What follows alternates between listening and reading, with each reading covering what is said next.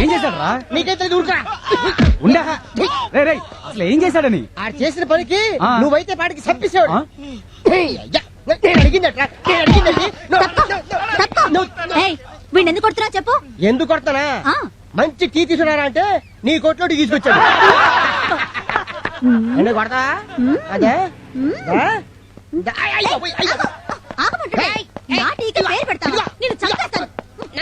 సరే సరే మీరు అది ఏం ఛాన్స్ కొట్టా బాసు.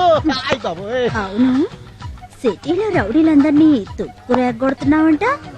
బిగ్ బాస్ అయిపోదాం అనుకుంటున్నావా? ఏది ఫేస్ కొంచెం టర్నింగ్ ఇచ్చుకో. Right rough, left tough. అబ్బో, నిన్ను వదిలితే రౌడీలందరికీ రఫ్ అండ్ టఫే బాస్. వచ్చే వారమే అమ్మాయి పెళ్లి, అనుకోకుండా సంబంధం కుదిరింది. తప్పకుండా రావాలి. ఈ విషయాన్ని అంత డల్ గా చెప్తావేం బాబాయ్? ఏం లేదు, ఇస్తానన్న 60,000కి ఓ 10,000 తక్కువ పడేటట్టుంది. రేపు వాళ్ళు ఏమైనా పేచి పెడతారేమో అని భయంగా ఉంది. ఓ సింతేనా? ఏయ్, బాబాయ్ కూతురు పెళ్లి అంటే మన ఇంట్లో పెళ్లి కదా? అయితే రేపు మన కూలీలోంచి తలా 50 రూపాయలు తీసి ఆ డబ్బు రెడీ చేస్తా. హరి, గుడికెళ్ళి కొబ్బరికాయ కొట్టి దండం పెడితే కానీ దేవుడు వరం ఇవ్వడంటారు. కానీ నేను ఏమీ చేయకుండానే నాకు వరం ఇచ్చాను. శివుడి ఆజ్ఞ లేనిదే చీమైనా పుట్టదంటారు. అయినా చేస్తుందంతా వాళ్ళైతే నన్ను పొగుడతావేంటి బాబాయ్? నువ్వు వెళ్ళి హ్యాపీగా కార్డులన్నీ పంచాయి. అలాగే బాసు, ఈ కార్డులు సరే, మన కార్డులు ఎప్పుడో ఇస్తావు? దేనికి? మన పెళ్లికి. పెళ్ళా మీ మా భార్య?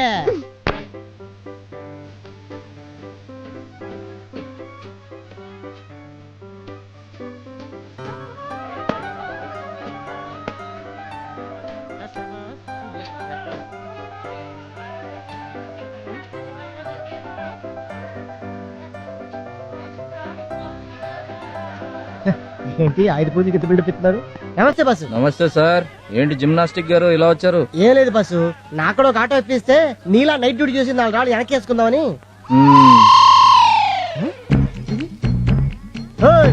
ఏందమ్మా ఇది? 4 రాళ్ళు అడిగావు కదా, 5 ఇచ్చాను. 4 వెనక వేసుకో, 1 కిడ్నీలో దాచుకో. ఈ కటింగ్ లో వద్దమ్మా. ఏంటి బాసు హేడంతా? కళ్ళు చిదంబరానికి కల్పనారాయికి పెళ్ళ వెడ్డింగ్. పెళ్ళా? కట్టుకుంటాడా? అందుకేరా మందు కొట్టి మత్తుగా ఆలోచిస్తున్నాను. బాసు, ఆటో అని సింగారించుకొని క్యారెట్ తీసుకొని ఆ కటింగ్ లో వస్తుంది.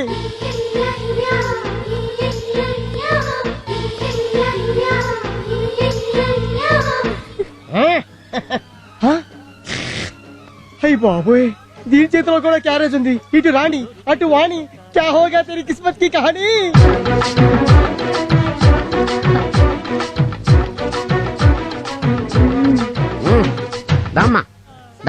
బాసు వచ్చేసా, నీకోసం వేడి వేడి గారెలు మసాలా పెట్టి తెచ్చేసా. బాసు, నేను వచ్చేసా, నీకోసం వేడి వేడి బూరెలు తెచ్చేసా. నువ్వు నాదే తినాలి. కాదు, నాదే తినాలి. కాదు, నాదే నాదే నాదే నాదే నాదే. బాసు, 2 పళ్ళు మంచి రేసింగ్ లో ఉన్నాయి. దేనికోతారు గేర్ వేస్తే రన్నింగ్ లో పడుతుంది. ఉమ్మే అల్లుడు, ఆ 7 కొండల వాడికే తప్పలేదు ఈ డబుల్ రన్నింగ్ రేస్. అంతేనంటావా? అంతేనా?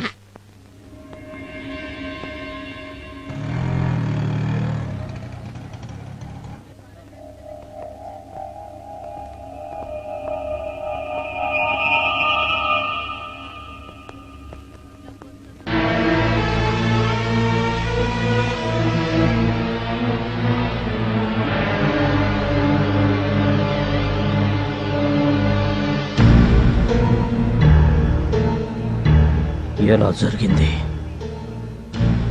ఖుషీ బ్యాంక్ లో కూతురు పెళ్లి కోసం డబ్బు దాస్తే వాడు కాస్త బోర్డు తిప్పేశాడు. పెళ్ళాగిపోతే పరువు పోతుందని కూతురికి విషం ఇచ్చి తన విషం దాకా చనిపోయాడయ్యా. జరిగింది ఏదో జరిగిపోయింది. జరగాల్సిన దహన సంస్కారాలు చూడండి. జరగాల్సింది బాబాయి శవానికి కాదు దహనం, ఆ ఖుషీ బ్యాంక్ ఎండి శవానికి.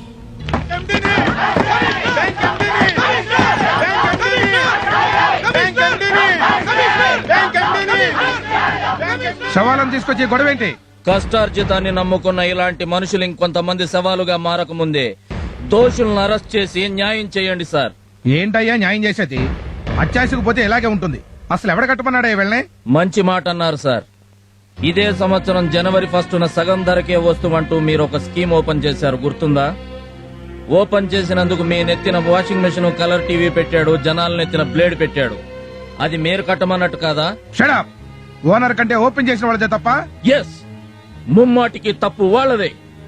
రోజుకో చార్మినార్ బ్యాంకు, బాలాజీ లాకరు, శ్రీవెంట్ chits, Vijetha agro farms, nice India అని ఇలా మోసానికి మారుపేరుగా రకరకాల కంపెనీలను political leaders, police officers, cinema యాక్టర్లు ఓపెన్ చేస్తున్నారు. మీరు ఓపెన్ చేసి వెళ్లిన తర్వాత మా కంపెనీలో మొదటి ఖాతా కమిషనర్ గారిది, రెండో ఖాతా ఎంపీ గారిది, మూడో ఖాతా సినిమా హీరో గారిదని జనాన్ని నమ్మిస్తున్నారు. సైకిల్ షాప్ ఓపెన్ చేస్తే 10,000, బ్రాందీ షాప్ ఓపెన్ చేస్తే 50,000, చిట్ ఫండ్స్ ఓపెన్ చేస్తే ₹1,00,000. ఇలా డబ్బు కక్కుర్తుపడి వీఐపీలు చేసే ఓపెనింగ్స్ వల్ల ఇదంతా జరుగుతుంది. అలాంటి కంపెనీలు ఓపెన్ చేయడం కంటే ఏ బ్రోతల్ హౌస్ ఓపెన్ చేయండి, జనానికి 100-200తోనే పోతుంది. పురుగుల మందుకు కూడా డబ్బు పక్కింట్లోంచి అప్పు తెచ్చి చచ్చే రోజులు రాకముందే వీళ్ళని నిలదీయండి. 60 ఏళ్ల నుంచి దాచుకున్న సంపాదనను 6 నెలల్లో పోగొట్టుకుని ఇక సంపాదించుకునే శక్తి లేక, బతకడానికి దిక్కులేక, చివరికి అడుక్కోవడానికి కూడా ఓపిక లేని ఇలాంటి వృద్ధులను చూసైనా ఆపండి సార్ ఈ పనులు. మీ ప్రాబ్లం అంతా నాకు అర్థమైంది. బ్యాంకు మొత్తం సీజ్ చేశాం. ఉద్యోగులందరూ మా కస్టడీలోనే ఉన్నారు. ఎండి ఎక్కడున్నా వెంటనే అరెస్ట్ చేసి మీకు న్యాయం జరిగేలా చూస్తాను. సార్, మీరు న్యాయం చేస్తారన్న నమ్మకంతో తిరిగి వెళ్తున్నాం. మీరు చెప్పిన మాట గనక నిలబెట్టుకోపోతే వాడి ప్రాణాలు మేమే తీస్తాం.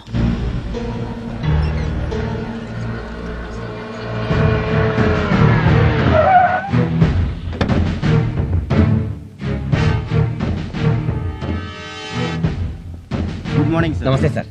నమస్తేలు, మార్నింగ్లు, సెల్యూట్లు తర్వాత ముందు ఆ బ్యాంక్ ఎండీని ఏం చేశావు? మేము ఇంటికి వెళ్ళేసరికి వాడు ఫ్యామిలీతో సహా ఎస్కేప్ అయిపోయాడు సార్. చూడు మిస్టర్ శంకర్, నువ్వేం చేస్తావు నాకు అనవసరం. రేపు ఉదయానికల్లా ఆ బ్యాంక్ ఎండీ మన కస్టడీలో ఉండాలి. లేదంటే మన మీద, మన డిపార్ట్మెంట్ మీద జనానికి నమ్మకం పోతుంది. ఈ విషయం పెద్ద ఇష్యూ సీఎం గారి దృష్టికి వెళ్లక ముందే అతను అరెస్ట్ జరిగిపోవాలి. ఒళ్ళు దగ్గర పెట్టుకుని డ్యూటీ చేయండి. Take care. Yes sir.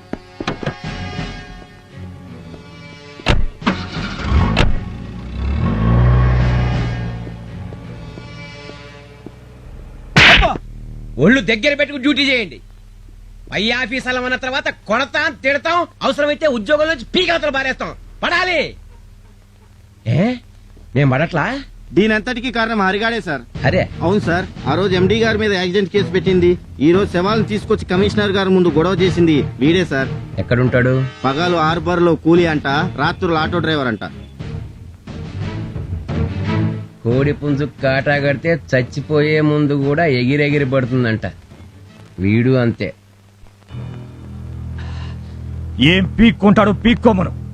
దేశంలో ఉన్న పెద్ద పెద్ద లాయర్లందరినీ పక్కన పెట్టుకుని విత్-ఇన్ అవర్స్ లో బెయిల్ మీద బయటకు వస్తా. డిపార్ట్మెంట్ లో అందరూ నాలాంటి ఆఫీసర్లే ఉండరండి, వాళ్ళు కూడా ఉంటారు. సరిగ్గా టైం చూసి నడి రోడ్లో బట్టలు లేకుండా కుక్కను కొట్టినట్టు కొట్టి తీసుకెడతారు. మన జాగ్రత్తలో మనం ఉండడం మంచిది. మరి ఆ హరిగాడి సంగతి? వాడు బచ్చా, నాకు వదిలేయండి. మరి ఇప్పుడు నన్ను ఏం చేయమంటావు? ఒంగోలు దగ్గర ఆదికేశవులు అని ఒక పవర్ఫుల్ లీడర్ ఉన్నాడు, మనకు బాగా కావాల్సిన వాడు. మీరు అక్కడ కొన్నాళ్ళు సైలెంట్ గా ఉండండి. తప్పదా? మరో దారి లేదు.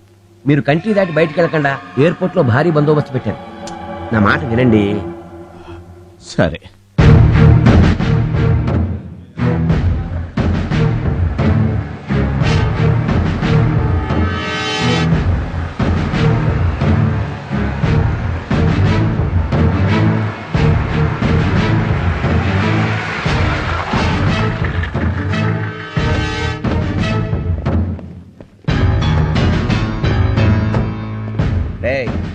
ఇక్కడ హరిగాడు ఎవడరా? లోపల ఐరన్ షెడ్ లో వర్క్ చేస్తున్నారు సార్.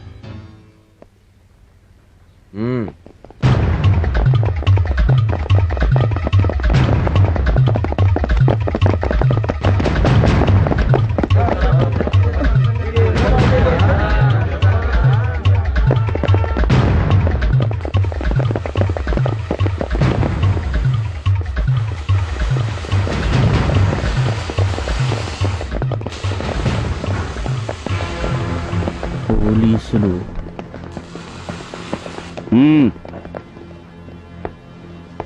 నిన్ను సిఐ గారు రమ్మంటున్నారు. ఎందుకు?